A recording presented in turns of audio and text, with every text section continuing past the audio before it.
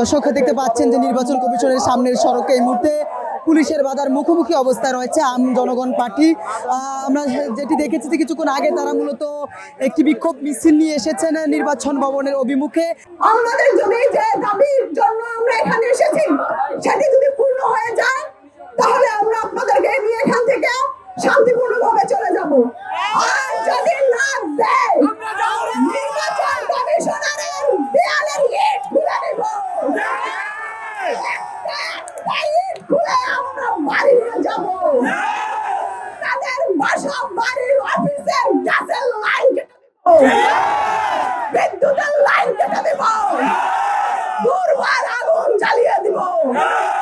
আপনাদের কাছে 1971 সালে বঙ্গবন্ধু শেখ মুজিবুর রহমান যেটি বলেছেন, আপনাদের কাছে যার কাছে যা কিছু আছে তাই নিয়ে ঝাঁপিয়ে পড়ুন।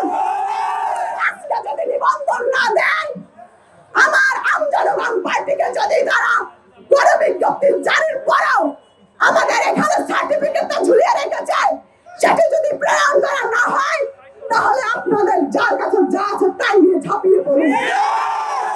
আপনারা কেন্দ্রীয় নির্দেশনা মানবেন, সবাই এখানে সুন্দরভাবে সুশৃঙ্খলভাবে বসে থাকবেন। যে আমতলা তারেক তার কোনো কার্যক্রম নাই। একটা নির্বাচন কমিশনের যে কার্যালয় করা হয়েছে একটা ফটোকপি দোকানে তার নিবন্ধন দেওয়া হয়।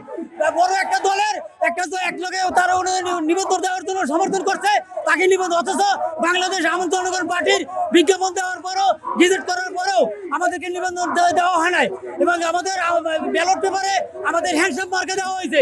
তাহলে সম্পূর্ণ ওনাকে 21 বার আমরা আবেদন করছি, চিঠি দেওয়া হয়েছে, আমাদের সাথে বসে না।